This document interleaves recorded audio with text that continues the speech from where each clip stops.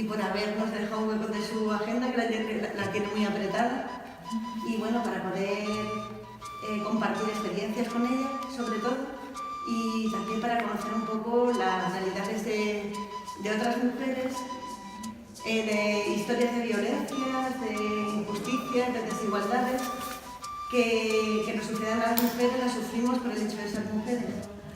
Contextualizar un poco el trabajo de Isabel, su trayectoria académica. Ella es profesora de planta de la Facultad Nacional de Salud Pública Héctor Abad Gómez, ¿vale? De la Universidad de Antioquia, en Medellín.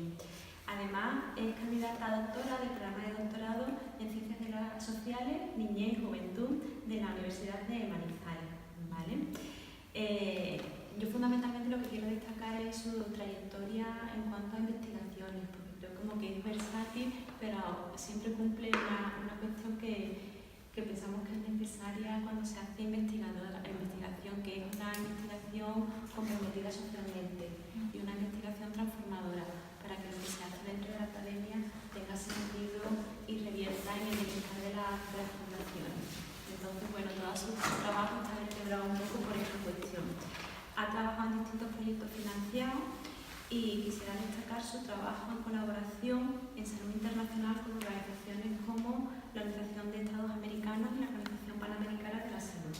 Luego también ha trabajado en drogas, en distintos proyectos, pero destacar sobre todo su trabajo de los últimos años, que es precisamente lo que viene a presentarnos hoy aquí, que es el trabajo desarrollado con mujeres y conflicto armado, siempre aplicando, por supuesto, el enfoque feminista, que es un poco también por el interés de presentarlo aquí en este foro y de conoceros como miembros también de María Violeta, ¿no? Para que luego también le podéis compartir cómo aquí se mueven las mujeres, cómo se trabaja, los principales problemas que se afrontan y demás. Trabaja desde una metodología cualitativa, es decir, permite no dar voz porque no la tienen, pero sí que se oiga la voz de mujeres que habitualmente han sido silenciadas. Entonces, bueno, esta metodología dentro de lo que es la investigación feminista está como muy arraigada y es bonita de hacer, dura pero bonita. Quisiera destacar también que su trabajo aúna una cuestión como que en el feminismo siempre decimos que es fundamental, ¿no? Que es aunar lo personal y lo político. Yo la miro a ella y veo como una mujer que en su vida personal lleva el feminismo, bueno, por bandera. Quiero decir que se sabe, ¿no? Vivir el feminismo y todas sus dificultades y también cómo libera, y por otro lado que lo lleva a lo político, ¿no? En la medida en que hace esta investigación comprometida y demás. Intento. Así que bueno, la escuchamos si queréis. Muy completa la presentación. Sí, yo efectivamente me llamo Isabel Cristina, yo soy psicóloga. Esa es mi formación de base de hace mucho tiempo, mucho tiempo.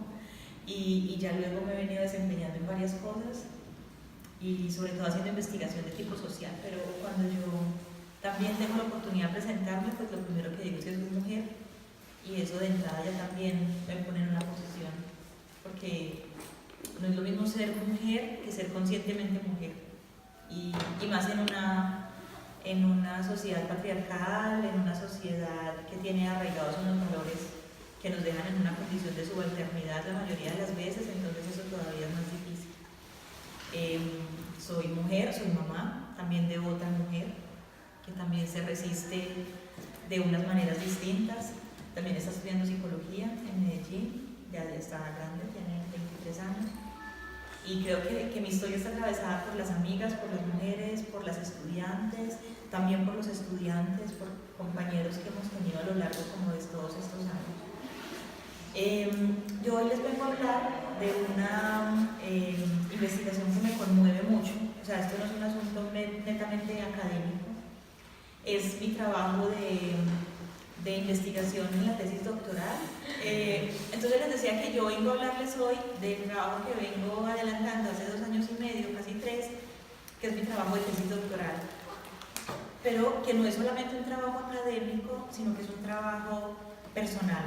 Es un trabajo en el que yo, como una mujer colombiana, pero como una mujer privilegiada, una mujer que ha podido ir a la academia, oportunidad de escuchar muchos discursos, entonces siente un compromiso hacia el trabajo de algunas mujeres en mi país, que es un trabajo no visibilizado, es un trabajo que no se menciona mucho en los medios de comunicación masivos. Cuando se habla, por ejemplo, de negociaciones de paz o de propuestas de paz en Colombia, generalmente se habla de los grandes negociadores de paz que son designados por el gobierno y en general son hombres. Pero no se habla de lo que sucede en los territorios, en la parte rural, en grandes trabajos, grandes, que han hecho mujeres a lo largo de todas estas décadas. Pues, mi país tiene un conflicto armado, aunque se niegue, tiene un conflicto armado interno hace más de 50 años que todavía está vigente. Aminoró mucho con la firma del Tratado de Paz con las FARC, pero siguen otros grupos todavía en conflicto.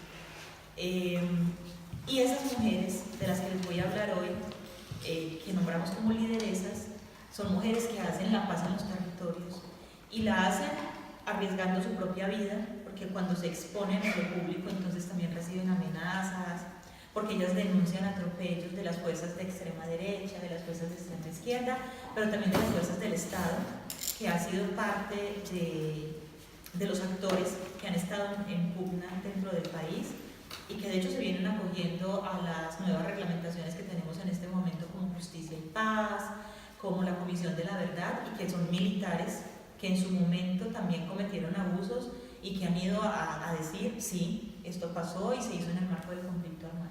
Entonces les voy a hablar un poco de eso.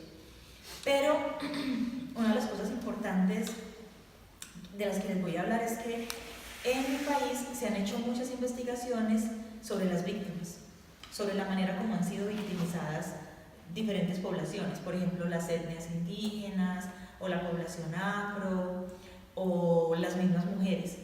Pero en mi investigación hay un marcado interés no solamente por volver a contar cómo esas mujeres han sido victimizadas, sino en contar cómo algunas de ellas, aunque han sufrido todo tipo de abusos sexuales, económicos, a la vida, a sus propiedades, de alguna manera la guerra paradójicamente las ha puesto en un lugar de liderazgo dentro de sus comunidades.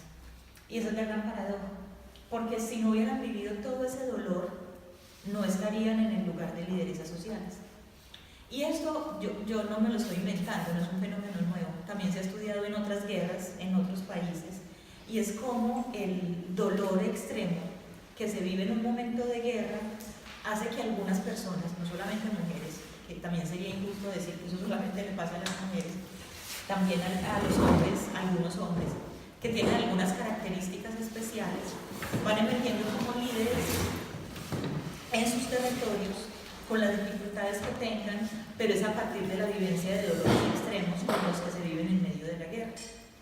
Entonces, por eso llamamos a esto que vamos a hacer hoy, que es más conversar, mujeres que hacen ruido, además porque son mujeres muy ruidosas, son mujeres que incomodan, son mujeres que dicen lo que muchas otras personas no se atreven a decir, mujeres que hacen ruido de la victimización, que efectivamente fueron víctimas, a la reclamación. Entonces ellas se vuelven agentes y promotoras de procesos de reclamación y de justicia en los territorios que habitan, ¿cierto? Entonces, eso es como la primera parte, que es una parte introductoria. ¿Cómo surge esta investigación? Esta investigación surge porque yo vivo en la segunda ciudad más grande del país. La primera es Bogotá, que es la capital de Colombia, tiene aproximadamente 7-8 millones de habitantes. La segunda es Medellín, y Medellín ha ido creciendo exponencialmente en los últimos años y se ha ido juntando con algunos municipios que quedaban a su lado. Entonces, en este momento ya somos casi 5 millones de habitantes en Medellín. Es la segunda ciudad más grande del país, es una potencia económica, los centros textiles e industriales están allí. Tenemos un nivel de contaminación que escasamente podemos respirar a causa también precisamente de tanta industria y tanto automotor. Pero es un centro poblado muy importante. Entonces, como la guerra en mi país durante estos 50 años se ha dado fundamentalmente en las áreas rurales, muchas personas han ido perdiendo sus parcelas sus tierritas pequeñas que son para el cultivo, para tener 2 vaquitas, para la leche, productos lácteos, cosas de ese estilo. Y las personas lo que hacen es, en medio de tanta soledad, del abandono del Estado, porque nadie los protege contra las fuerzas de extrema derecha o de extrema izquierda, lo que han hecho es migrar a las grandes ciudades. Entonces, por ejemplo, Bogotá recibe muchas personas en condición de desplazamiento, que es un desplazamiento forzoso. No son migrantes voluntarios, como alguna vez lo dijo uno de los ministros del gobierno, no de Santos, sino de Uribe, es que eran personas que les gustaba moverse de un lado a otro. Ellos no se mueven porque quieren, se mueven porque los obligan y les quitan sus tierras. Entonces estas personas llegan a centros poblados grandes, como Bogotá, como Medellín. Entonces yo estaba trabajando con algunas mujeres en Medellín que llegan en esa condición, casi todas como campesinas, con muy baja educación, con un muy bajo nivel socioeconómico, y muchas de ellas llegan a Medellín con lo que llevan puesto. Y es así literalmente, o sea, no es una exageración. Porque llegan los actores armados, asesinan al esposo, asesinan al hijo mayor, o se lo llevan reclutado a la fuerza y le dicen, necesitamos esta tierra, y si no se va en 3 minutos le disparamos a todos. Entonces estas mujeres, ¿qué hacen? Con sus bebés, los más pequeñitos, y con lo que llevan puesto salen corriendo y les queman las casas. Bueno, hay toda una serie de eventos muy trágicos. Entonces muchas de estas mujeres llegan a ciudades como Medellín, llegan sin conocer la ciudad, llegan en una condición de orfandad y de sufrimiento psíquico muy grande, porque además ellas no están acostumbradas a una vida que no tienen en otros lugares. Nosotros estábamos trabajando entonces desde mi facultad, que es una facultad de salud pública, con mujeres de estas que llegaban a la ciudad y nos preguntábamos cómo hacíamos con los procesos de salud y de enfermedad, cómo hacían para vivir esos procesos y para curarse. Ellas casi siempre se asientan en barrios periféricos de la ciudad, que son los barrios más pobres, pero lo que encontrábamos, más allá del sufrimiento y de esas historias tan trágicas, porque eran historias muy difíciles de contar, era que al cabo de un tiempo se iban asociando con otras mujeres. Y es casi un asunto que vamos encontrando de manera instintiva en muchas mujeres. Y supongo que ustedes también. Yo he estado, estas 3 semanas que he estado aquí en España, escuchando unos casos maravillosos, inclusive a partir de la dictadura de Franco, y de cómo muchas mujeres se fueron aliando unas con otras, por ejemplo, para hacer ejercicios de reclamación por los niños perdidos, ejercicios de reclamación por memoria histórica. Y eso se repite en los países que sufren conflictos y abusos por parte de las Fuerzas Armadas. Entonces estas mujeres, algunas de ellas inclusive analfabetas, no saben ni leer ni escribir, pero se van asociando con la otra y van diciendo, a ti te pasó algo similar, a ti también, a ti también. Entonces nos empezamos a contar inicialmente el dolor, lloramos, nos desgarramos por dentro, pero después empiezan a generar una organización comunitaria que ya dice algo del estilo de, bueno, ya lloramos, ¿y ahora qué? Entonces empiezan a generar una escuelita para los niños, unas acciones de cuidado para que otras mamás se puedan ir a trabajar. Vamos a asesorarnos de un abogado comunitario para que nos pongan el acueducto y la energía que no tenemos, para que nos pongan un puesto de salud aquí cerca. Entonces empiezan a asociar, y casi siempre son mujeres, algunos hombres se les unen, pero la gran mayoría de las que se empiezan a asociar con otras y a buscar cooperación son mujeres. Y empiezan a decir, vamos a unirnos, porque tú sabes de esto, tú sabes de aquello, tú sabes de esto otro. Entonces van generando organizaciones comunitarias, y esas organizaciones comunitarias de alguna manera las van curando, porque las dejan, las hacen que se vayan de esa posición de víctimas de todo lo que me pasó, cómo me abusaron, qué más me hicieron, y empiezan a decir, bueno, pero hay cosas que se pueden hacer. Y entonces de mujeres que tenían roles muy tradicionales en sus casas de origen, que eran amas de casa, eran mamás, eran cuidadoras de sus animales, pasan a ser lideresas de esos barrios periféricos que están en condición de subnormalidad, y empiezan a generar cosas en las que en algunos de esos barrios, por ejemplo, a partir de esas acciones comunitarias, algunas mujeres han logrado que los barrios, por ejemplo, se normalicen, y eso de entrada ya pone el barrio en una condición de legalidad. Y cuando un barrio ya es legal, entonces las empresas públicas, el agua, la energía, el gas, ya tienen que llevar redes hasta allá. Y eso de entrada ya es una cosa muy buena. Entonces ya tienen servicio de recolección de basura. Un barrio subnormal, por ejemplo, no le recogen la basura. Entonces ellas tienen que llevar la basura hasta otro lugar, y eso va generando condiciones de salud pública muy perversas, pues. Entonces ellas van haciendo que los barrios vayan teniendo ciertas condiciones. Entonces yo, en la tesis doctoral, me quise preguntar qué pasaba con el ejercicio de las lideresas en Colombia para la construcción de paz. Y esto es lo que he intentado rastrear. Lo primero que me encuentro es que es muy importante hablar de víctimas, o sea, no negar que como estas mujeres han ido fortaleciéndose como lideresas, entonces no les pasó nada, sí les pasó y es muy importante. Ayer precisamente veíamos el documental sobre, ¿cómo se llaman? Las voces de los otros, el silencio de los otros.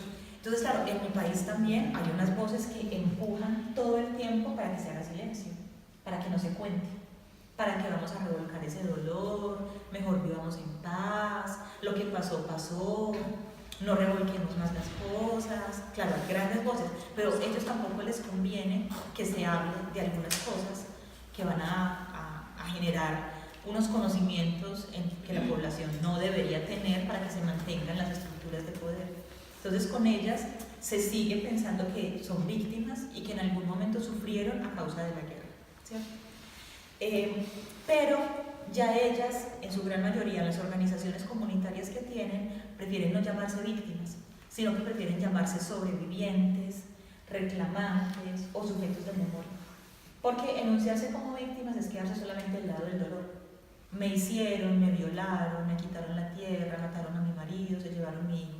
Cuando ellos pasan a llamarse reclamantes, entonces están del lado del derecho, del lado de a mí me pasó algo, pero me tienen que restablecer mis derechos. O yo tengo derecho a una cierta reparación porque me quitaron la tierra, por ejemplo. Ahora, por desgracia, con esta nueva ideología de gobierno que tenemos en este momento, yo no sé si ustedes lo saben, les llega a través de los medios de comunicación, pero se están asesinando a muchos líderes en el país y casi todos los líderes se asesinan 2 o 3 líderes en el país a la semana. Casi todos estos líderes son acompañantes de los reclamantes de tierras. Ellos están asesorando a las personas a las que les quitaron las tierras de manera ilegal para que las vuelvan a tener. Y no son grandes extensiones de tierra, es la tierrita pequeñita que yo tenía como campesino con mi familia. Ellos están acompañando esos procesos y eso no le conviene a los grandes terratenientes, a los que tienen los latifundios, a los que tienen mucha tierra, y se estima que muchos de estos líderes sociales están siendo asesinados por la extrema derecha del país, porque no conviene que hagan los procesos de reclamación. Entonces estas mujeres se enuncian de otra manera distinta, ya no desde el lado de la victimización, sino desde el lado de la reclamación y de ser sujetos de derechos, sujetas de derechos. Y emergen en ellas unas nuevas subjetividades políticas. ¿Y eso qué es? Que ellas no solamente se piensan como reclamantes, sino que se empiezan a interrogar su posición en el mundo ante las estructuras de poder. Y no solamente en lo comunitario, sino hasta en la misma casa. Entonces empiezan a decir ya no más a la violencia física o la violencia psicológica que yo venía perpetuando también en mi casa en ese rol de mujer tradicional, o ya voy a educar a mis hijas también de una manera distinta para que reclamen y no solamente soporten como en el rol tradicional de las mujeres. Y emerge entonces una nueva posición de esas mujeres frente a los discursos de poder y empiezan a interrogar. Por eso son muy molestas. Las mujeres cuando hacen tantas preguntas son molestas, no se las aguantan en cualquier parte. Seguramente ustedes ven cosas así, porque no somos bien recibidas, y más si nos nombramos feministas, por ejemplo. Entonces ustedes saben que se intenta subvalorar el discurso, se intenta decir las mujeres feministas no son sino un montón de resentidas que odian a los hombres, cosas de ese estilo, ¿cierto? Que no es sino un discurso para subvalorar la emergencia política del feminismo como una propuesta para vivir de una manera distinta. También es importante decir que estas mujeres no cambian ese lugar tradicional de víctima en soledad. No es que una mujer solita empiece a pensar y a decir, no, siempre se hace de manera comunitaria, por asociarse. Entonces yo he encontrado cosas bellísimas y son mujeres en algunas regiones del país que, por ejemplo, fueron expulsadas de un pueblo por fuerzas de extrema derecha, por ejemplo, sobre todo en el norte del país, y que vuelven a los territorios y se empiezan a juntar para hacer cosas en comunidad. Vamos a hacer una comida comunitaria. Entonces, claro, como estamos en una condición muy difícil, entonces tú llevas un pedacito de pollo, y tú llevas las papas, y tú llevas arroz, y tú llevas esto, no sé qué. Hacemos comedias comunitarias y empezamos a hablar. Y en ese escuchar al otro y en ese yo decir de mi dolor y de mi posición se van generando unos cambios, pero los cambios son colectivos. Entonces yo no he encontrado ninguna de esas mujeres que ejerce como lideresa social en el país y que esté sola. Siempre tiene una organización. O que ella creó o que crearon varias mujeres alrededor de una fuerza colectiva. Llámese el dolor por haber sido desterrados, o llámese el dolor por estar buscando a sus hijos desaparecidos. Las organizaciones en mi país tienen diferentes objetivos. Algunas tienen que ver con las tierras, pero otras, por ejemplo, tienen que ver con la búsqueda de personas desaparecidas, que ayer también lo veíamos en el documental en la noche. Y son organizaciones de mujeres a las que en algún momento alguna de las fuerzas se les llevó sus hijos desaparecieron siendo jóvenes y se van a las cárceles, por ejemplo, donde ya están los líderes de algunas de estas organizaciones que han entregado armas y se han acogido a procesos de paz, tienen conversaciones con ellos y en esas conversaciones se ha podido evidenciar, por ejemplo, lo mismo, que hay cosas comunes, que cuando llegaron al pueblo X mataron 20 chicos y que a todos los tiraron en una fosa que está debajo del árbol tal. Entonces cuando ya van a mirar encuentran los cadáveres, que es tan importante para hacer el proceso de duelo. Entonces muchas de estas mujeres, por ejemplo una asociación que se llama Las Madres de la Candelaria, es casi que lo mismo que las mujeres de la Plaza de Mayo en Argentina. Entonces ellas marchan con las fotos de sus hijos en camisetas o con pancartas y han hecho procesos de reclamación y han logrado encontrar muchísimas personas desaparecidas, los cadáveres de esas personas. Pero eso es muy importante para las familias, para que puedan elaborar el duelo. Es muy paradójico que la gran mayoría de estas mujeres con las que yo me he venido encontrando dicen, es que si no fuera por la violencia, yo no estaría aquí donde estoy. Es que si no fuera por la guerra, yo no estaría aquí donde estoy. No, si no fuera porque a mí me desaparecieron a mi hijo, yo no estaría aquí donde estoy. Y eso es muy triste, porque claro, una mujer debería poder devenir como lideresa en unas condiciones mucho más amigables. Pero estas mujeres en mi país, la gran mayoría de ellas han surgido como lideresas porque les han asesinado a sus hijos, porque les han quitado sus tierras o porque ellas mismas también han sido violentadas como mujeres, violadas, cosas de ese estilo. Entonces es ese dolor tan grande y la sensación de injusticia, pero no solamente con ellas, sino como es que a gran parte de este país le ha pasado lo que me pasó a mí, entonces esto no le puede pasar a otra persona. Me asocio, genero organizaciones, genero reclamaciones y eso realmente es lo que va a pasar.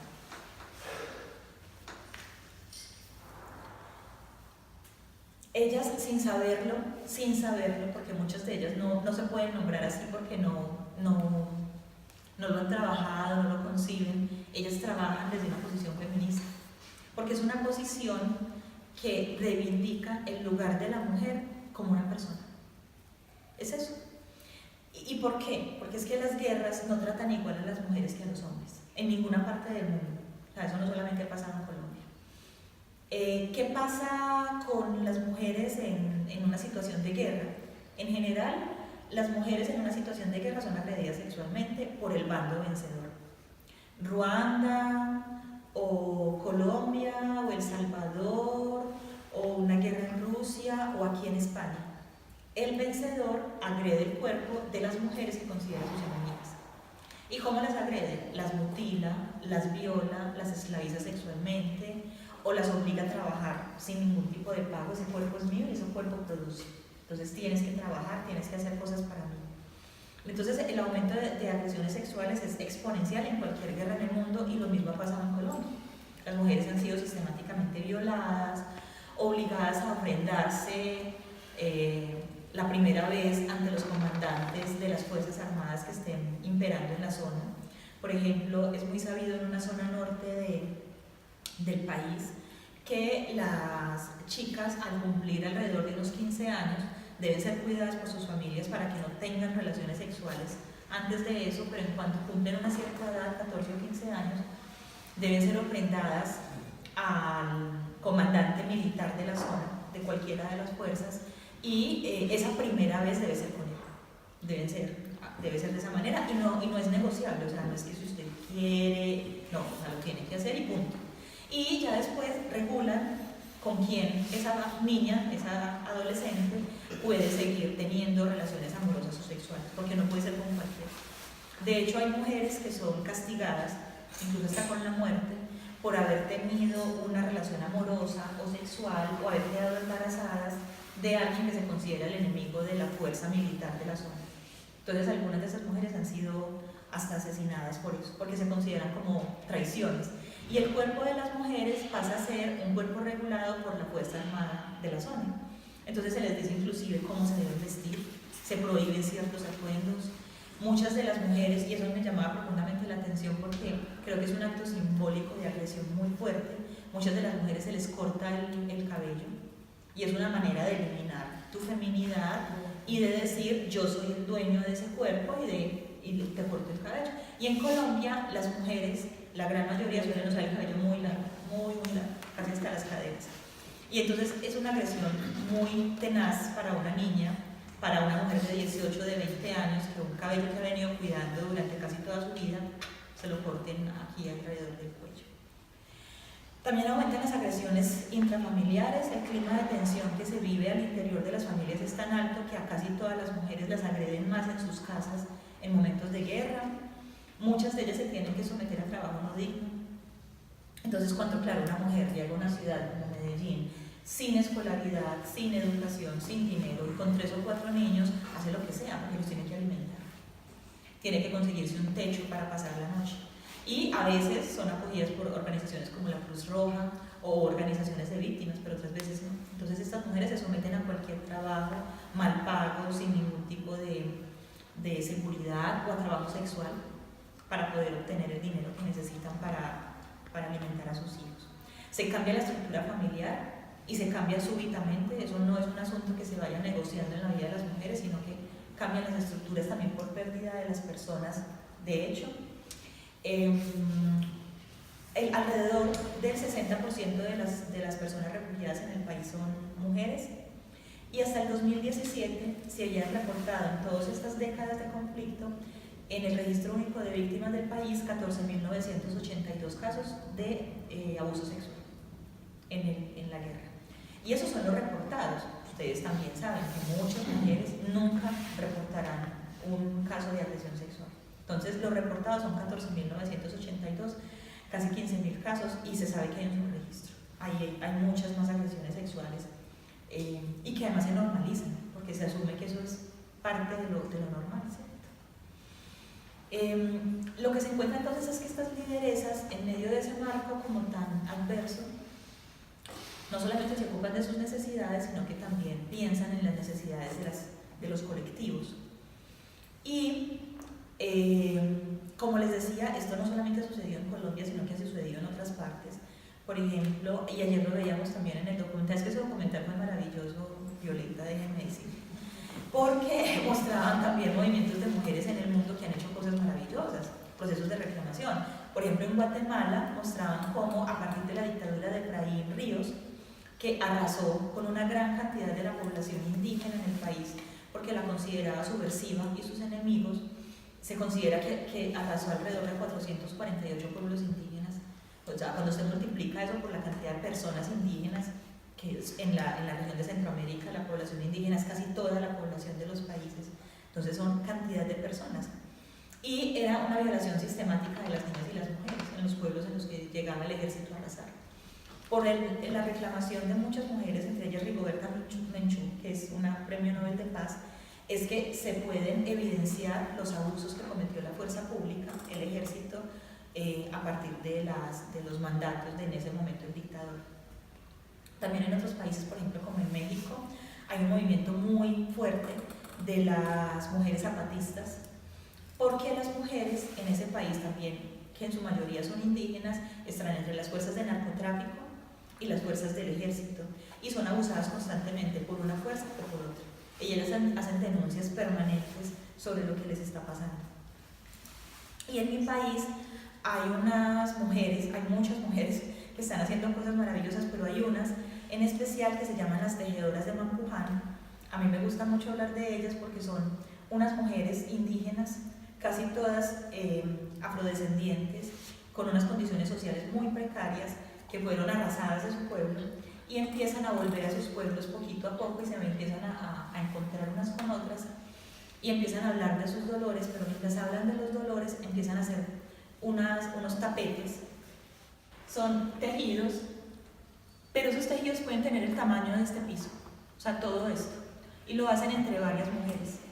Entonces lo que hacen es que cogen pedacitos de tela de diferentes colores y van armando como una especie de paisajes. Y en esos paisajes lo que hacen es recrear la historia de su pueblo. Entonces hacen memoria histórica con los dibujitos y con el tejido y van diciendo, claro, es que en tu barrio también pasó, llegaron los paramilitares o llegó el ejército, hizo esto, abusó, violó, pero también hablan de los procesos de recuperación. Entonces, a partir de esos tejidos grandes que hacen además de manera comunitaria, porque tú pones tu muñequito, pero tú pones la casita, y tú pones el animal, y tú pones el río, a partir de esos tejidos colectivos, que también son palabras, esos tejidos también es una manera de hablar, es una manera de contar historias, van hablando, se van curando. Se dieron cuenta algún día, casi por error, ensayo, que además cuando a alguien le estaba produciendo mucho dolor tejer sobre algo, otra se arrimaba y le hacía masajes, y eso era profundamente terapéutico.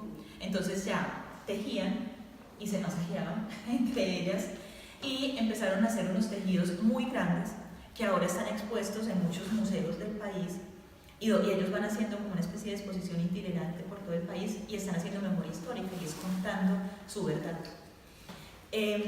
Ha habido unos esfuerzos muy importantes, uno de ellos también se llama la Ruta Pacífica de Mujeres. Hicieron un esfuerzo de memoria histórica y se llama La Verdad de las Mujeres, y es algo que puede cualquiera encontrar en internet, y son unos libros muy grandes que ellos se fueron por todo el territorio preguntándole a las etnias, a los indígenas, a las mujeres afro, a las mujeres de la ciudad, a las mujeres del campo, cómo vivieron la guerra, cómo han vivido esos 50 años de guerra, y son unas cosas crudas, pero son las cosas que se tienen que contar, porque es que no basta con decir eso no pasó, porque hay que reconocer que sí pasó, a ver cómo hacemos para que no se repita, porque si de entrada decimos esas cosas no existieron y fueron casos aislados, la probabilidad de que la repitamos siempre va a ser muy alta y eso va a pasar en cualquier guerra. Aquí en España no encontraba cosas similares, por ejemplo, encontraba el asunto de las rapadas, a mí me parecía impresionante, porque, bueno, yo soy psicóloga y yo me pregunto, y hablaba con un amigo que tengo que es filósofo, y me decía, no, eso también está en los relatos de griegos y de romanos. Es decir, a las mujeres durante los siglos y los siglos, amén, les han hecho exactamente las mismas cosas. Entonces, las rapan, las violan de manera masiva, las exponen desnudas delante de todas las personas, las golpean delante de otros.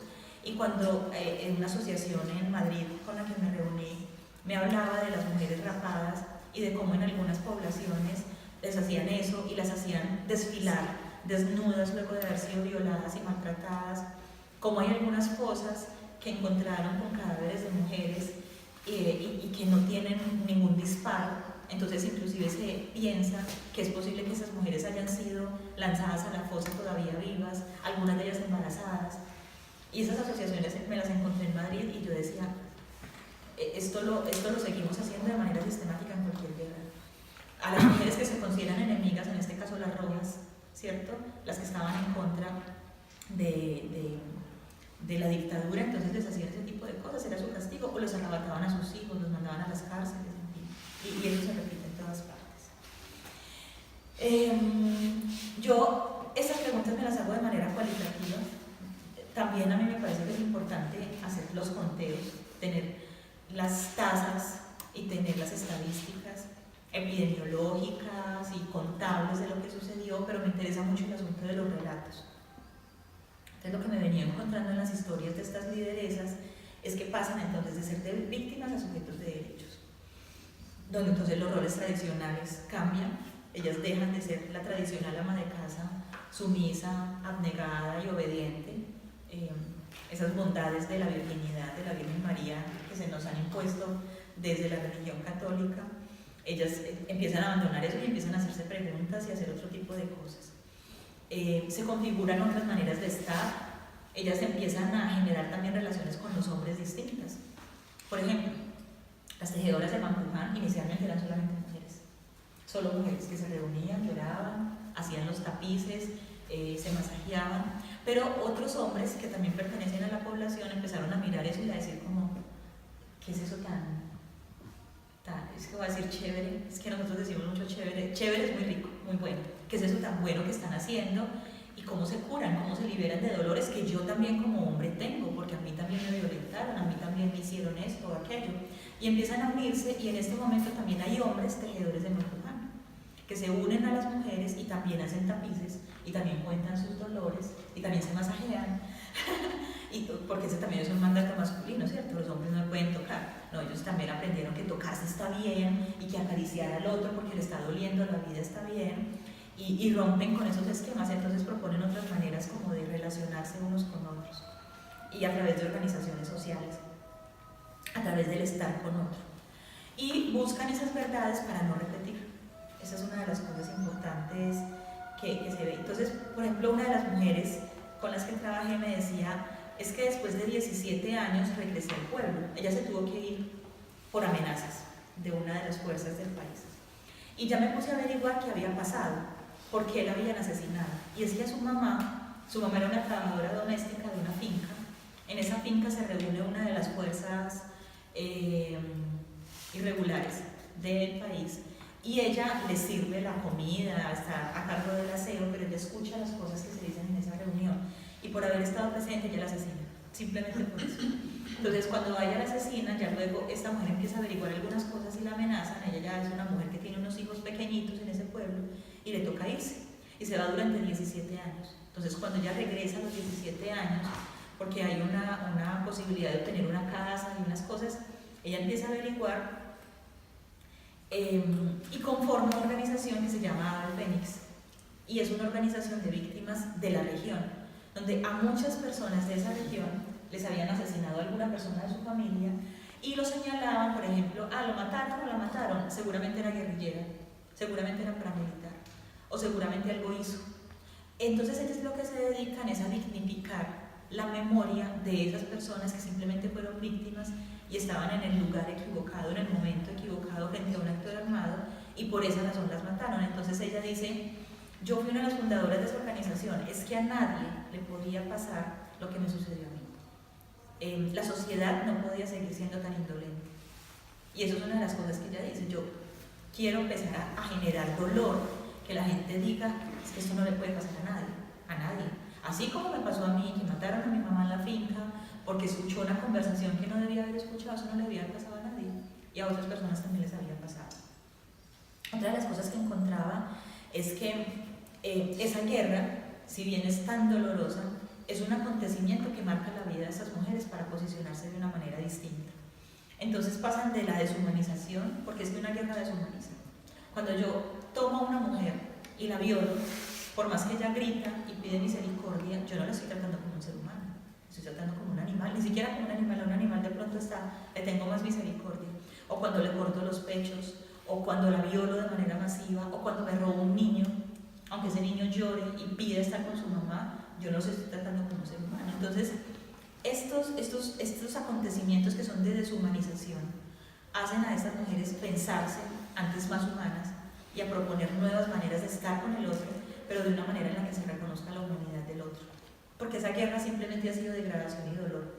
Entre más años de guerra tenemos en el país, nos damos cuenta de cosas más atroces que han pasado. Porque, como ustedes saben, pues hay hasta regulaciones para la guerra. Hay cosas que se permiten y no se permiten en escenarios de guerra, pero sí que nos las hemos saltado todas. Todas. Entonces hay un fragmento de algo que me dijo una de las mujeres que yo lo llamo los susurros del terror, porque cuando ella me dijo esto, bajó la voz, porque era tan tenaz para ella hablar de esto después de muchísimos años, porque ya cuando ella me lo contó, ella puede tener alrededor de unos 60 años y eso había pasado hace unos 40 años con su papá. A su papá le obliga una de las fuerzas a vender la finca. Y el papá dice que no, que era una finca bananera, una finca, se lo llama plátano, o una finca muy grande, y una de esas fuerzas la quería ese territorio y él dijo que no. Entonces ella vuelve a la finca y me dice, A él lo mataron en la finca de un empalamiento. Y en ese momento ella baja la voz y me dice, ¿usted sabe lo que es eso? Claro, yo lo estoy grabando, estoy con una grabadora prendida y yo le hago señas que sí. ¿Y ustedes saben que es un empalamiento? Sí. ¿Sí? Cuando yo me regresé a la finca, uno de los tipos que le hizo eso, ella ni siquiera lo puede nombrar, cuando dice empalamiento baja la voz. Y luego me dice, uno de los tipos que le hizo eso a mi papá me dijo, ¿sabe qué? A su papá lo acabamos de matar. Y entonces ella me dice, pero es que él estaba hablando, pero se estaba muriendo. Porque claro, cuando les hacen el empalamiento, las personas no se mueren inmediatamente, sino que se empiezan a desangrar lentamente.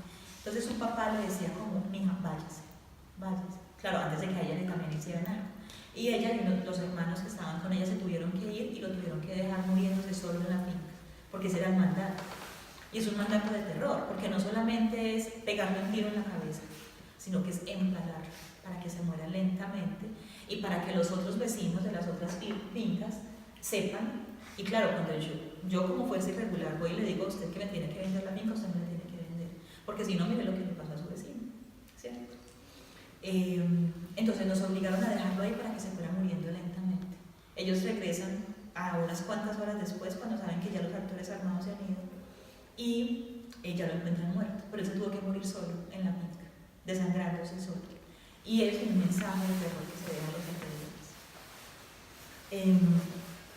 Sin embargo, esos momentos de dolor tan terribles son los que hacen que estas mujeres se posicionen de una manera distinta. Por ejemplo, una de ellas me decía, es que si no hubieran matado a mi hermano, mi vida sería otra. Eso fue lo que me motivó y me dio fuerzas para reclamar el derecho que a la gente no le pase lo mismo. La mayoría de las lideresas siguen estando en la misma posición y es que a mí me mataron a mi hermano, a mi papá, a mis hijos, me violaron, me hicieron, que a nadie le pase lo que me pasó a mí. Y para eso nos fortalecemos como organización y trabajamos juntos y juntas. ¿Qué hacer con tanto dolor? Me decía una de las mujeres. Entonces me decía una cosa impresionante, porque a esta mujer en especial fue uno de esos casos en los que su hija de 21 años había tenido un bebé hacía un par de años con alguien de la fuerza contraria de la región. Y entonces a esta mujer joven, a sus 21 años, se la llevan reclutada a la fuerza como castigo. Y se la llevan a ella y a la bebé que tenía en ese momento 2 o 3 años. Porque esa bebé había sido tenida con la fuerza contraria, entonces ella iba a ser castigada por eso. Ella se resiste y ella dice que, porque le dicen que tiene que aprender a disparar y que tiene que aprender pues a estar en la milicia como castigo y que se tiene que unir a ellos, y ella dice que no, es que no. Y en un momento las torturan, tanto a ella como a la bebé, a la niña chiquita. Inclusive en la grabación de la entrevista se dice eso, porque cuando ella me está relatando que la estaban torturando porque la amarraron a un cilindro de gas y la tiraron cuesta abajo, entonces yo le digo en la grabación, a su hija, y me dice, no, a ella y a la niña, o sea, a las dos. Y lo hicieron delante de la mamá para que, claro, se generara el terror. Al final ella se resiste y se resiste tanto que la asesinan, pues a esta joven, devuelven a la niña, pero a ella la asesinan, y esta mujer está perdida durante muchos años en una fosa común, hasta que alguien de esa fuerza le dice a esa señora mamá, a su hija la matamos y la tiramos a tal cosa. Entonces ella va a la busca con otras mujeres y logra sacar los restos de su hija. Porque así como sucede en el documental, muchas de las personas no reciben ayuda del Estado ni siquiera para sacar a sus muertos. Entonces lo tienen que hacer ellos con su pico, su pala y sus herramientas para sacar a sus propios muertos. Entonces ella es una mujer que ha sufrido muchísimo dolor. Luego asesinan a otro de sus hijos porque él empieza a denunciar a la fuerza que mató a su hermana, también lo asesinan y lo torturan. Y ella me dice una cosa que a mí me parece fundamental. Me dice, los seres humanos no planeamos, reaccionamos. Yo creo que la vida me ha dado mucha mierda, pero yo en algún momento tuve que decidir qué hacer con todo eso y decidí unirme a otras y reclamar. Ahí está el resumen de lo que me dicen otras mujeres de maneras distintas. Es, a mí la vida me golpeó, a mí la vida me quitó, a mí la vida me dio muy duro, pero yo tuve que decidir si ponerme a llorar el resto de la vida, si morirme de tanto dolor o hacer algo con ese dolor. Y es un dolor entonces que produce una movilización distinta. Esas mujeres se legitiman en lo público, entonces ahí es donde aparece también esa unión feminista que, aunque no se nombre, porque a veces ellas no son conscientes de eso que están haciendo, de reposicionarse como actoras políticas, como sujetas con voz, como sujetas legítimas en una sociedad que les ha negado hasta ese momento la posibilidad de reclamar y de manifestarse. Aunque ese tipo de cosas suceden, lo que hacen esas organizaciones es reposicionar a las mujeres por ellas mismas y darles un lugar político. Y en muchas de esas negociaciones que ha habido con fuerzas paramilitares, negociaciones en La Habana, negociaciones con las fuerzas inclusive también militares que han hecho parte del conflicto, esas mujeres han estado ahí frente a frente reclamando y diciendo es que no sabemos qué pasó con los hijos. Por ejemplo, en los casos de falsos positivos, que ha sido muy renombrado en el mundo, no sé si ustedes saben, una de las cosas que pasaba era que al ejército, a los miembros del ejército y de la policía, se les daban recompensas en dinero o en tiempo de descanso si asesinaban a un guerrillero. Entonces muchos de estos militares se iban a los barrios populares, inclusive hasta en las mismas ciudades o en los campos, y se llevaban chicos, o hicieron convocatorias falsas de trabajo. Entonces se decía, en una finca en el oriente del país están necesitando recolectores de café. Entonces se iban muchos chicos que se supone pues que iban a trabajar y se despedían de sus mamás y desaparecían. Y un mes después aparecían estos chicos con uniforme de camuflado, de guerrilla, con las botas y con un tiro de gracia. Entonces los llevaba al ejército y decía, este joven era un guerrillero y fue asesinado en combate. Pero afortunadamente algunos fiscales empezaron a sospechar del asunto y empezaron a encontrar cosas como del estilo de el uniforme era nuevo, totalmente nuevo, tenía las marquillas, las botas estaban puestas al revés y la gran mayoría tenían tiros de gracia en la cabeza. Entonces decían, bueno, ¿cómo es posible que en un combate esta cantidad de jóvenes que empiezan a aparezcan con tiros en la cabeza?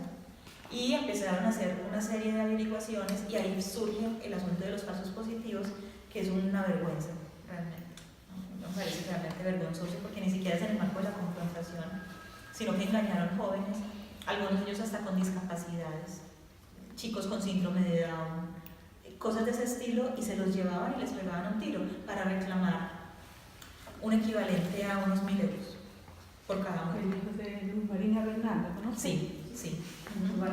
Ella ha sido una de las lideresas más importantes del país, que son las madres de falsos positivos. Exacto. Que estaba aquí en el... Buenísimo. Y ella se ha enfrentado a las fuerzas de derecha del país porque esto no se quiere que se sepa. Entonces se decía, no, es que inclusive uno de nuestros expresidentes más ilustres decía, ellos no eran angelitos. Entonces es muy terrible que le digan a una mamá que se le va a llevar a su hijo de manera irregular, porque una cosa es que él haya querido, pero no se lo llevaron así, se lo llevaron engañado, y que le digan es que su hijo a lo mejor no era un angelito. Eso es tenaz. Y ese mismo tipo de discursos, anoche lo veíamos en el documental, ¿cierto? Es otra vez deslegitimar los discursos de las mujeres que están reclamando. Entonces una de esas mujeres es precisamente la de las mujeres de la Plaza de la Candelaria en Medellín, que reclaman por los hijos desaparecidos al estilo de las mujeres de la Plaza de Mayo. Y ella me decía, yo tuve la oportunidad de ir a Argentina y conocí a las mujeres de la Plaza de Mayo, y eso fue un referente para cuando yo llegué a Medellín. Al año completico, me dice ella, mi niño desaparece. Mi niño tiene 18 años y medio desaparecido. Cuando a él lo desaparecen, él tiene 15 años, el hijo de ella. Entonces junté los miércoles en el atrio de la iglesia con mi hijo desaparecido, y en últimas yo me di cuenta que tenía que seguir trabajando por las víctimas de este país y empecé por una organización, porque se da cuenta que no solamente es su hijo, sino que es el hijo de aquella, de aquello, de aquella, y son hijos que nunca aparecieron. Ella ha tenido la oportunidad de reclamar y encontrar a muchos hijos desaparecidos, pero el de ella nunca ha podido ser encontrado. Y alguno de los jefes paramilitares le dice que él tiene la sospecha, uno que está en la cárcel de Itagüí, que le dice que él tiene la sospecha que en algún momento lo asesinaron, lo cortaron y lo echaron al río, pero que él no lo puede asegurar. Entonces es la única información que ella puede tener.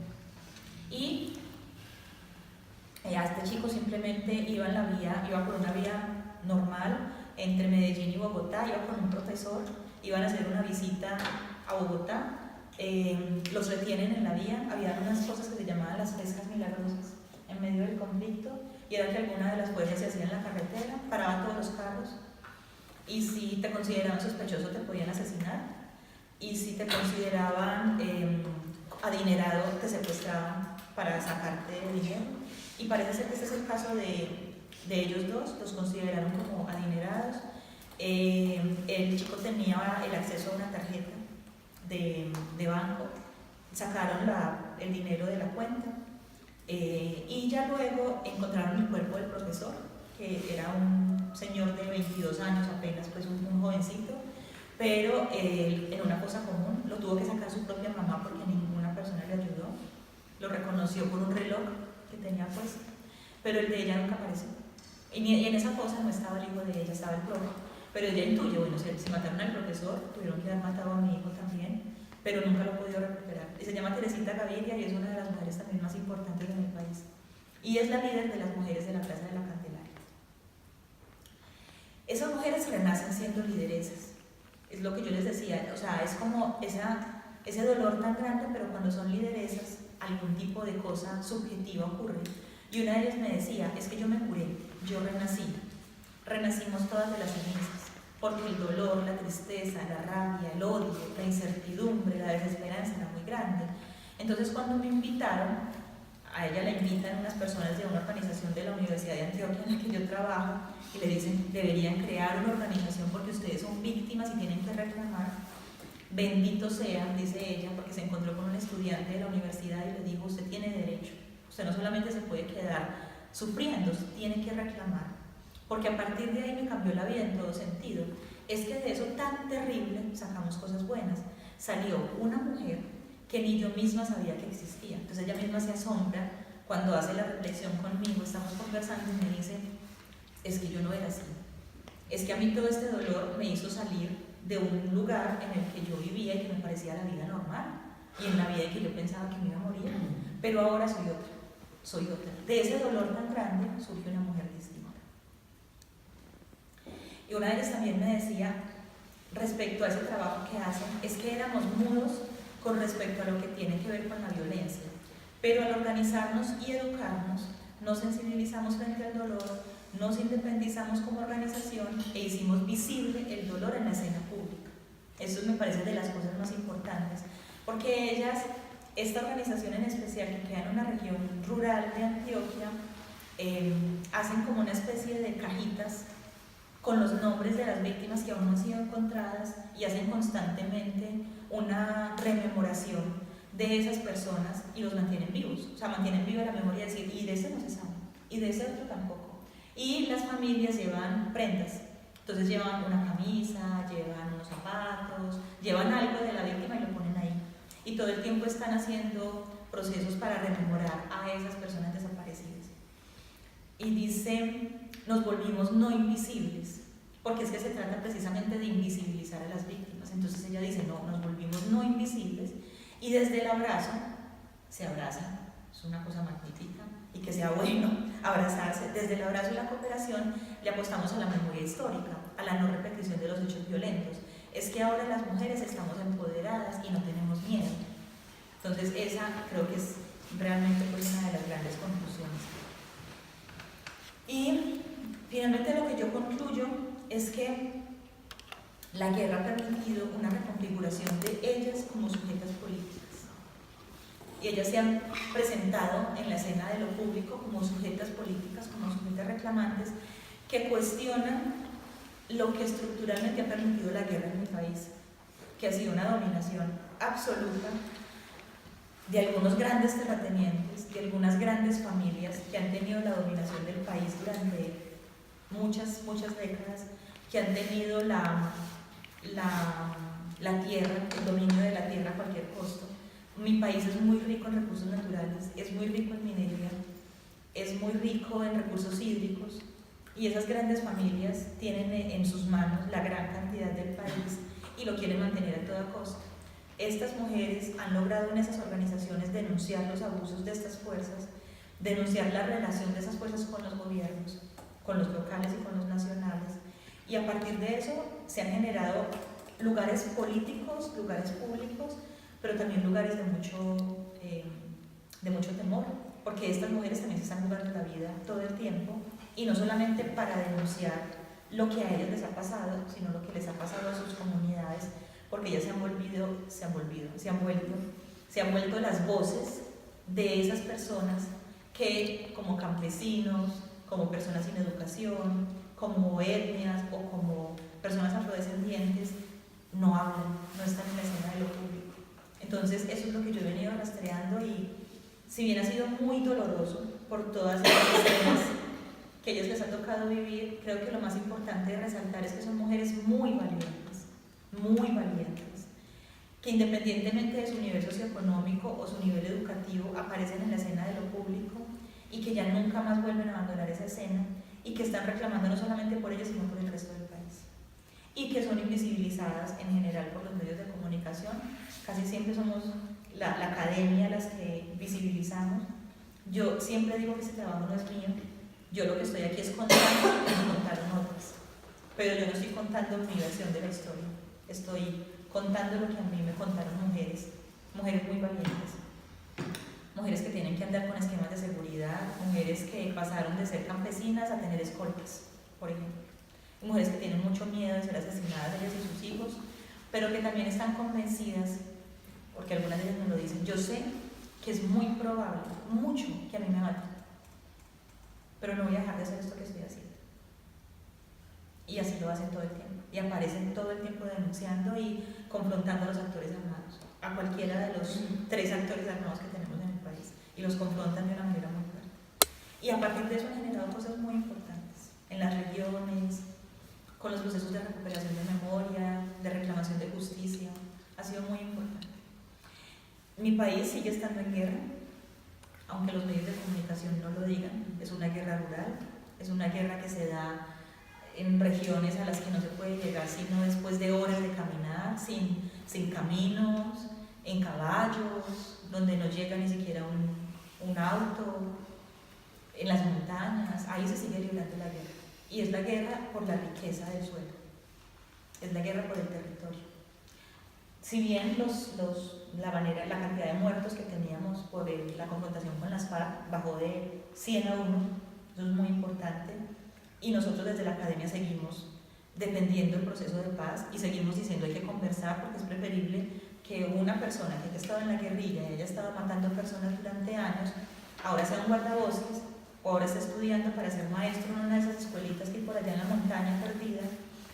Claro, es que en algún momento tuvo un fusil en la mano, sí, y entonces no firmamos el acuerdo de paz para que siga teniendo el fusil, no, hacemos acuerdos de paz para que él venga y enseñe, para que él venga y cuide los arbolitos, para que él venga y cuide los ríos, y para que los otros actores que estuvieron en ese conflicto también con él cuenten su verdad, que eso también es lo que han hecho los militares del país en medio de las negociaciones con las FARC. Eso me parece fundamental, porque también otros actores han dicho: ah, sí, en esa guerra con las FARC, yo como militar de este país, como general de la República, soy responsable de ciertos asesinatos o de ciertas violaciones, y me acojo al proceso de justicia, ¿cierto? Entonces me parece que eso es muy importante para reparar el país, y es decir la verdad, o por lo menos parte de la verdad. Seguramente la verdad completa no se va a conocer nunca, pero sí algunas de esas cosas tan dolorosas, a ver si algún día se generan procesos más equitativos, más justos, donde las personas tengan voz. Si eres negra, indígena, si no estudiaste, pero que tengas voz.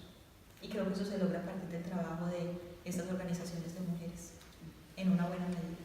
Claro, es que la guerra es un muy buen negocio, es un negocio buenísimo. Y mientras que haya guerra, por ejemplo, los campesinos dejan sus parcelas y las dejan en manos de los grandes terratenientes, eso es buenísimo.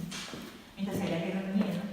Mientras que haya guerra, las personas se silencian, no demandan esas injusticias tan grandes.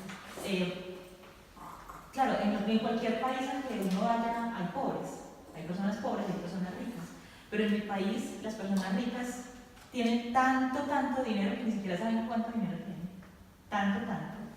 No, claro, hay personas que son empresarias y han venido de familias que, dijéramos que no del todo de manera violenta han tenido una gran fortuna, pero muchas de estas personas las han tenido porque le han quitado a las otras personas de a poco sus bienes y sus territorios y sus cosas. Entonces, hay personas muy ricas, muy ricas, pero también hay personas muy pobres.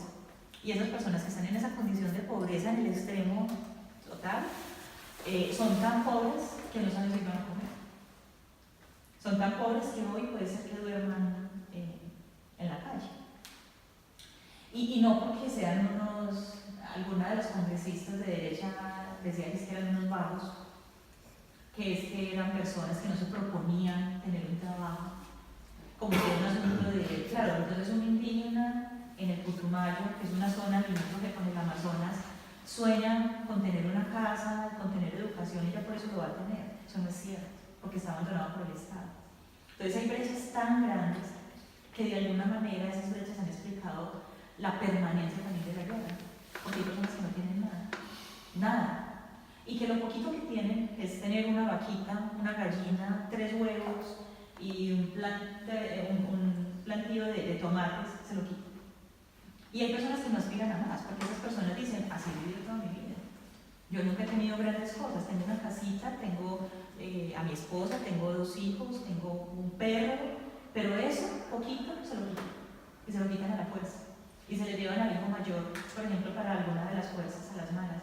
O sabe que su hijita está creciendo y que cuando tenga 12, 13, 14 la va a tener que entregar. Entonces, más bien antes de eso. Entonces, las brechas siguen existiendo y esas han sido las 3 grandes fuerzas.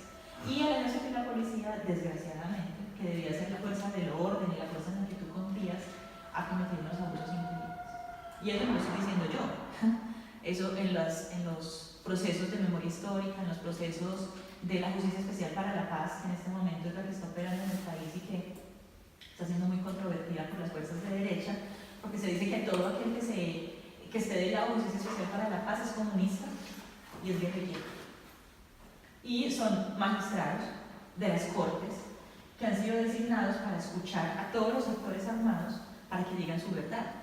Porque es preferible que un actor armado que ya cometió toda una serie de abusos, pues diga, sí, efectivamente, hice esto, hice aquello, lo reconozco y me acojo.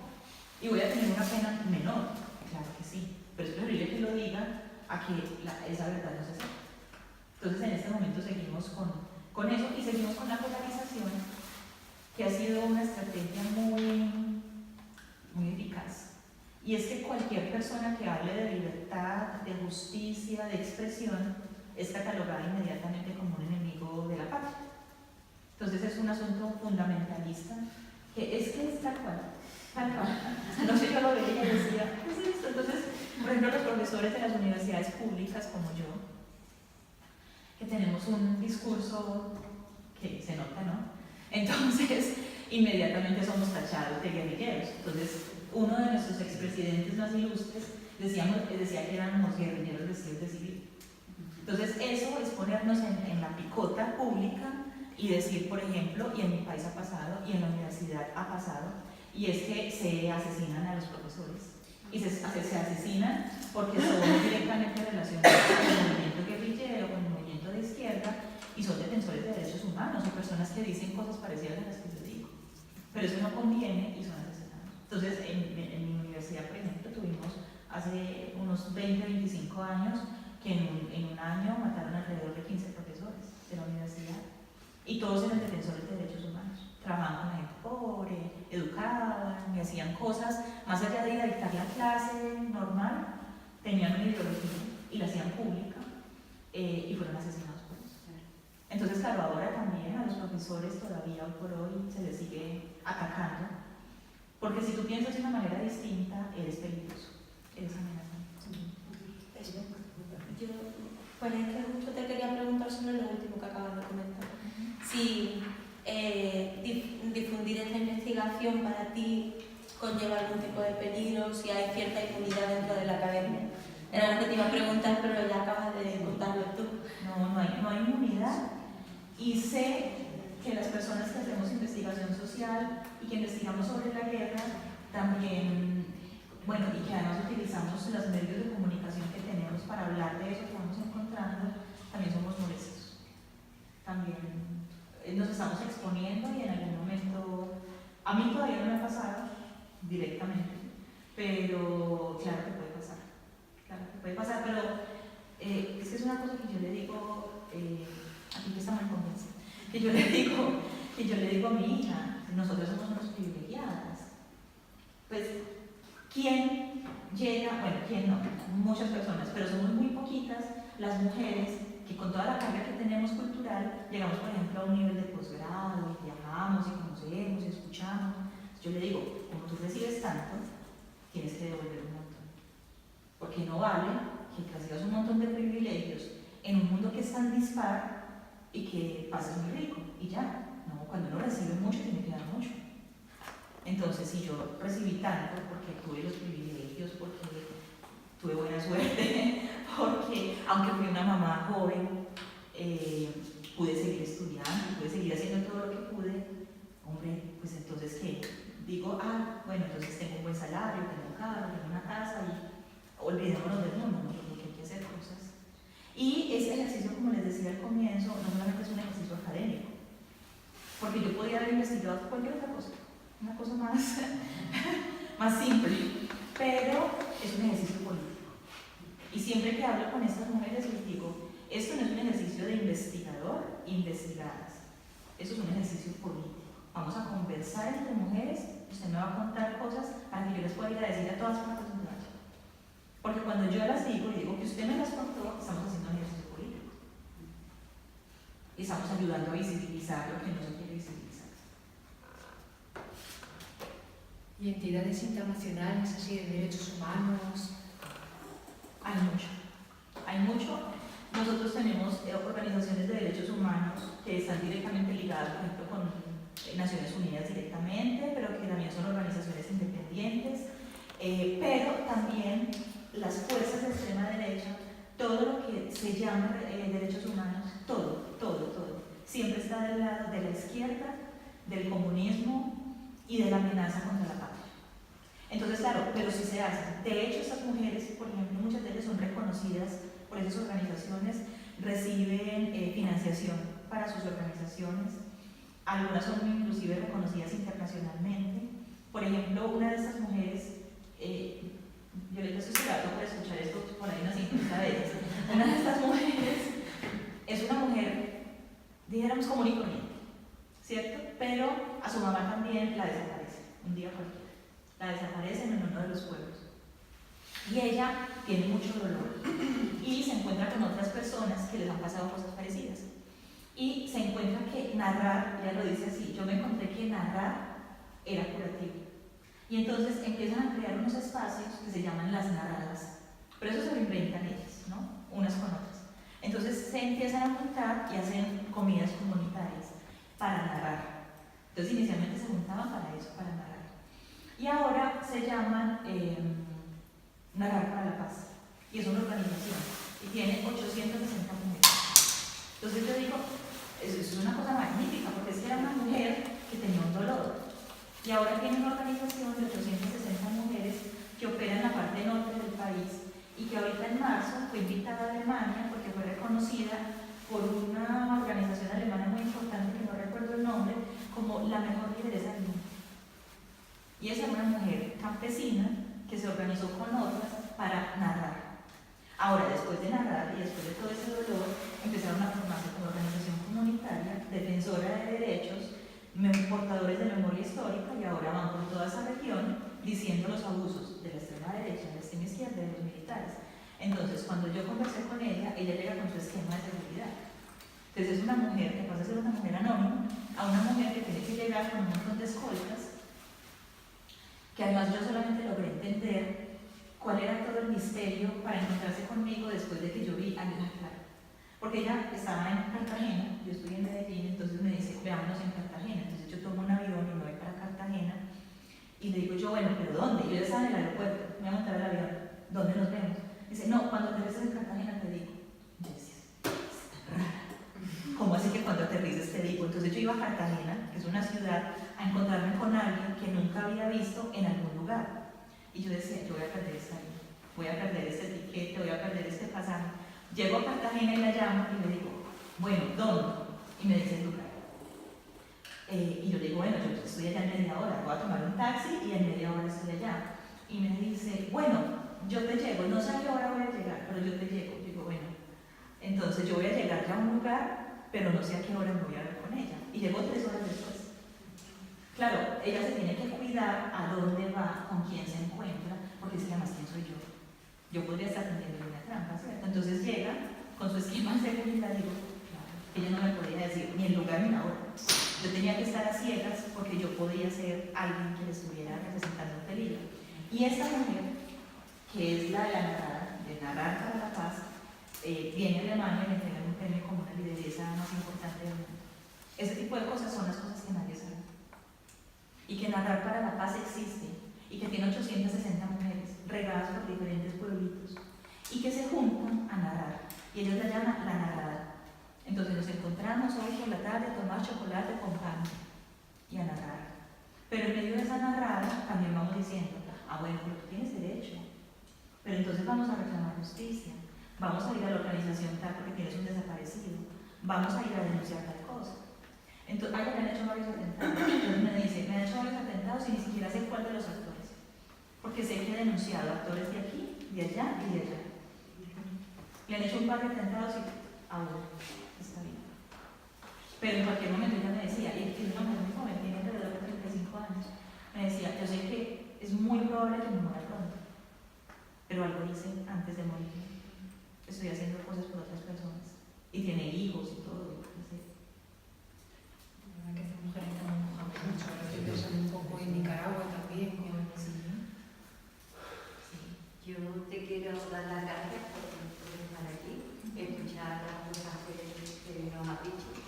Y aquí yo que soy activista, feminista y eso, y nos ponemos algunas veces, qué difícil esto, qué difícil lo otro. Y cuando os escucho a ustedes, mujeres tan valientes que aquí corréis, vamos a ser activistas, feministas y ser activistas de los derechos humanos, es que es un activismo peligrosísimo, corréis riesgo vuestra vida y vuestra familia además. Que ya a lo mejor dice, bueno, es cosa mía, ¿no? Que arriesgo yo, no, pero es que estás arriesgando quizás a tu familia, que eso es lo que muchas veces también te tienes que echar un paso atrás de miedo, ¿no? Sí. Que le pueda pasar algo a tus hijas, a tus hijos, en fin, que es muy fuerte. Y que yo creo que la guerra, que el estado de guerra es mundial, por lo menos contra las mujeres. Que no es solo en los países donde hay guerra oficial, ¿no? Un ejército contra otro, ¿no? Es una guerra en España, en Francia, en Noruega, porque están asesinando a mujeres casi todo el tiempo. Y por otra parte, ¿qué te iba a decir? Bueno, aquí en España ayer vimos una película documental de la DOC, que es El silencio de los otros. A mí no me sorprende porque yo he hablado mucho de este tema con mi madre, me ha contado su historia y su memoria. Y también hay un libro que se llama Las 3 bodas de Manolita, de Almudena Grande, que narra muy bien la posguerra y española.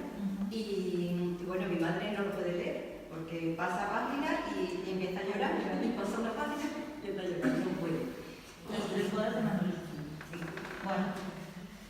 Bueno, pues aquí sigue Elena Valero acusada de tráfico de seres humanos, el bombero, que no sé cómo se llama, que fue para salvar el salvamento marítimo, también acusado de tráfico de humanos. O sea, las personas, es que en todos los países, es que tú ya no pones el caso, nos estás mostrando el caso más extremo de una vida cotidiana en guerra pura y dura. Pero realmente... Y algunos autores hablan de las feminizaciones de los conflictos. Y es que, claro, si bien la gran cuota de hombres muertos, mírenme pues la obra, la gran cuota de muertos lo ponen los hombres, de víctimas en conteo, ¿cierto? La gran cuota son los hombres, están ahí muertos en medio del conflicto.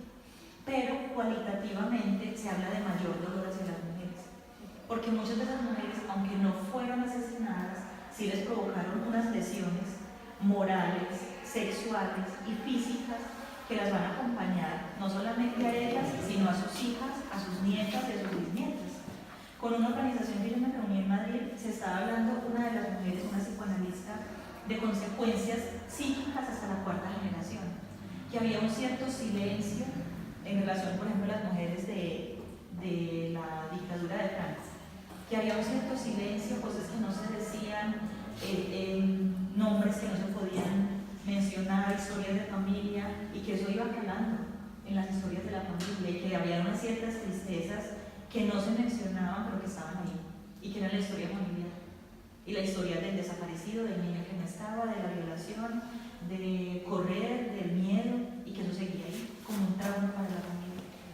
Y eso está en cualquier parte. Cuando ahora no hago sino leer relatos de guerra y de cosas así, y claro, me encuentro con cosas de esas, digo, Dios mío, allá también, aquí les hicieron, aquí también, y es el mismo relato.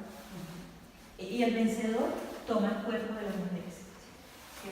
Algunas las asesino, pero a otras las torturo y les hago, y dejo ahí una marca. Y así lo han hecho desde siempre. La etnia ganadora toma a las otras mujeres, las embaraza, tiene hijos, las esclaviza, siempre ha sido así. Entonces es importante, por ejemplo, en el caso de estas mujeres, como después de haber sufrido este tipo de cosas dicen, bueno, sí, me dolió, Y sí, sin haber lloré. también, porque en la guerra de Siria, por ejemplo, se utilizaban a las mujeres para debilitar precisamente al enemigo, ¿no? A las mujeres del enemigo. O sea, que es terrible, ¿no? Sí. Y no hay ninguna relación con la biología, es un asunto de la posición que ocupa la mujer. Claro. Como el cuerpo de la mujer es de alguien, entonces en ese caso es el vencedor. Y el vencedor hace algo con ese cuerpo. Bueno, ella todo el tiempo me está diciendo. Estamos en contacto, Isabel. Muchísimas gracias, estamos en contacto.